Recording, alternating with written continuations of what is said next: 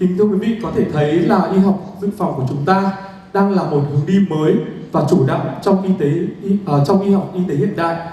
Khi mà người bệnh được tiên lượng các nguy cơ về sức khỏe, phòng bệnh và điều trị sớm, từ đó nâng cao chất lượng cuộc sống và giảm bớt gánh nặng y tế cho mỗi người dân. Và vinh dự cho chúng tôi ngày hôm nay có sự có mặt của giáo sư Robert Green, giáo sư Đại học Y khoa Harvard, giám đốc chương trình GeneStory People, kiêm cố vấn chiến lược của GeneStory. Giáo sư sẽ có đôi lời chia sẻ về xu hướng, giá trị y học dự phòng và giải mã gen trên thế giới. Và xin trân trọng kính mời giáo sư. Hello, I'm Robert Green, a professor of genetics at Harvard Medical School and an advisor to GeneStory. It's my pleasure to be giving you a short keynote on preventive genomics and precision medicine around the world tonight. But first, I just want to say congratulations to the founders, investors, and employees of GeneStory on launching the company. We're expecting great things from you. So let me share my screen here and talk to you a little bit tonight about global progress in precision medicine and preventive genomics. Now, for those of you who are not living and breathing genetics every day, remember that DNA is this molecule of life that's present in every single one of your cells. If you stretched it out, it would be about 2 meters long, but in fact, it's all coiled up in every cell of your body.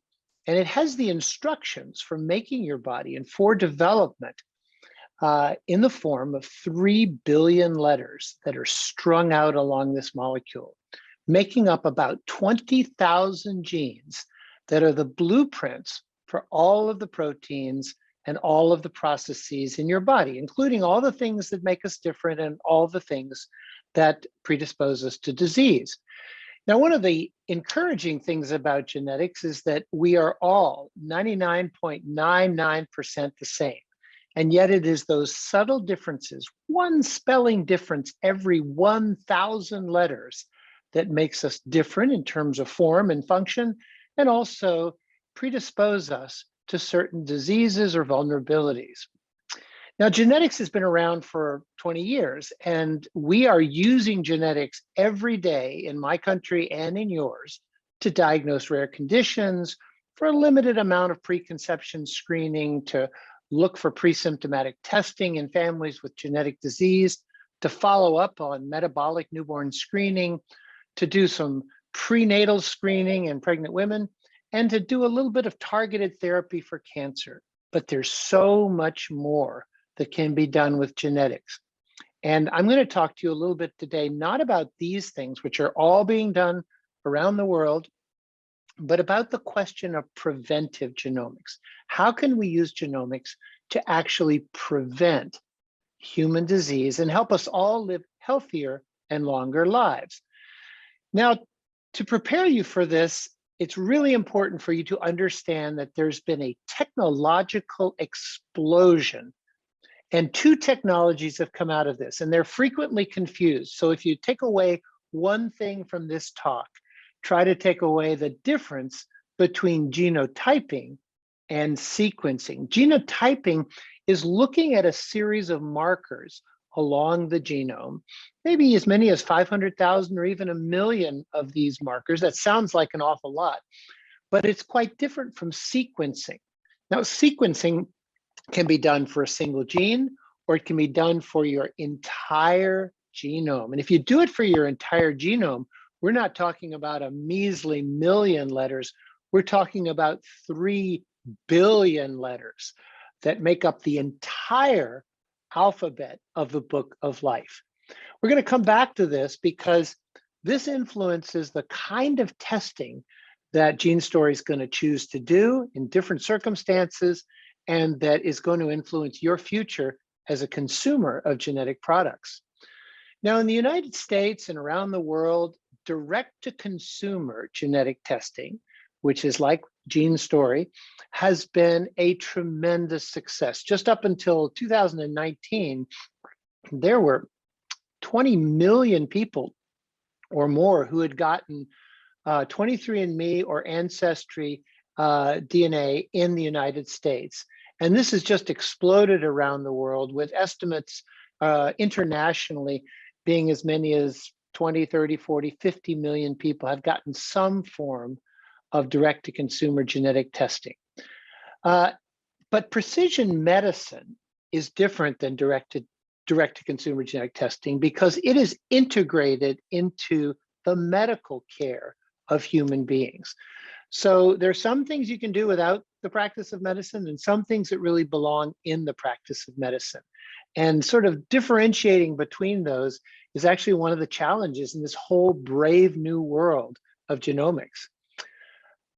I define precision medicine as the ability to interpret DNA and other forms of biomarkers in order to tailor diagnosis and treatment, and in doing so, be able to more effectively treat diseases, prevent diseases, and improve longevity. Back in 2003, we sequenced the first human genome for $3 billion. $3 billion. And that cost has come down so that you can now sequence an entire human genome for less than $500. And you can do an array, those markers I was talking about, for less than $100.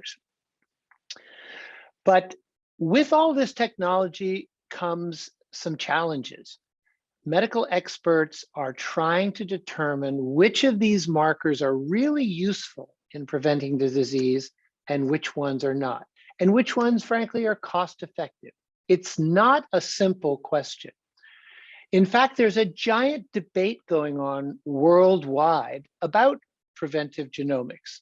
Preventive genomics can allow risk stratification. It can allow you to pick out those people who are at higher risk and give them more medical attention so that they can be privy to preventing certain diseases. And also, we are entering an era where human beings want to know what's in their body, what's in their own DNA. But there are a lot of questions still unanswered. It's possible that with genetics, we will identify a lot more people who are carrying mutations than will actually develop the diseases. And that could be a little troubling if you're spending a lot of money or effort or medical resources on screening people who won't eventually need it. And we haven't fully worked out the clinical utility and cost effectiveness of all sorts of genetic testing. And of course, there isn't really a fully trained medical workforce. But you know, these are pros and cons in a very dynamic technological space. And companies like GeneStory that are exploring and providing genomic information safely to individuals and trying to coordinate the medical information with medical resources are on the cutting edge. In fact, around the entire world, both healthcare systems, direct-to-consumer genetic testing companies, but even whole nations are getting in on the action. So this is just an at-a-glance glimpse of different countries around the world that are collecting aggregations of citizens with clinical information, with genomic information, putting those together and trying to really learn what they can learn scientifically and provide back to people what they can provide back. And of course, your 1,000 Vietnamese Genome Project is the harbinger of exactly this kind of project. And I'm hoping that you will increase those numbers in the coming years. Now, if I looked out at this audience, if I could look out at this audience and I could say, what is in each and every one of your genomes? If you could comprehensively analyze it with the best possible, most granular sequencing and interpretation. Well, this is what we've been doing in our research. And we think that it's pretty surprising. We think that 15% of you are carrying a dominant mutation for a dominant genetic condition. You won't all get that condition, but you're carrying the mutation. We think that over 90% of you are carrying a recessive marker that if combined with another one in the person you choose to have children with, could put your children at risk. We think 80% of you are carrying a marker that would provide an atypical response to one or another family of medications. And we think at least 50% of you are on the high end of polygenic risk scores, scores that tell you if you're at elevated risk for common heart disease, diabetes, atrial fibrillation, and other common cancers. How might this play out? Let me give you a couple of examples. You could imagine a dominant screening condition in which a baby is born with a mutation in a gene called FBN1 that's associated with Marfan syndrome. Now, if you grow up with Marfan syndrome, quietly your aorta can get larger and larger and larger until one day it just ruptures and you die. But if you know that you're carrying that mutation, you can have a simple echocardiogram to monitor your aorta. And if it starts to get larger, you can have a surgery that will save your life before it ever ruptures. What about recessive conditions? Well, in my opinion, every couple in the world should be checking what recessive mutations they're carrying. And if they are heading into a pregnancy where they're both carrying a mutation in the same gene, like in this situation, a recessive kidney disease that would be devastating to their child, they can take steps such as in vitro fertilization or selective termination in order to make sure that the baby they have does not carry a devastating disease. If you're thinking about polygenic risk scores, imagine a person who is adopted and has no information about her biological family history. She learns that she has a high polygenic risk score for common breast cancer. And so she starts to undergo screening earlier so that a cancer can be detected perhaps in her 30s or 40s rather than waiting till it's detected later and might be treated too late. And finally, you can imagine a polygenic risk score in which a person gets pharmacogenomic risks evaluated and learns that they carry a marker for a devastating condition in response to a common anti-seizure drug. Now they say, well, I'm not going to worry about that because I don't have seizures. But then a few months later, this woman has a car accident, recovers from a concussion, and ends up having a few seizures. Instead of putting her on an anti-seizure med that could kill her, her doctors now know to put her on a different anti-seizure med. And so this is just 4 quick examples of the kind of prevention that is possible in preventive genomics if you could really understand the human genome.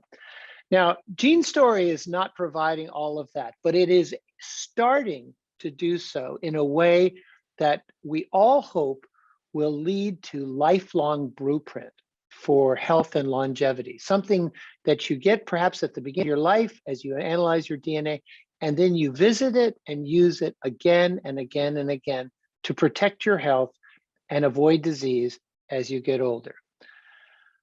I'm going to close there and thank you for this opportunity to speak with you all the way over there in Vietnam. I can't wait to come over and visit you in person. And again, congratulations to GeneStory. Please check out our website here. Follow us on Twitter, Instagram.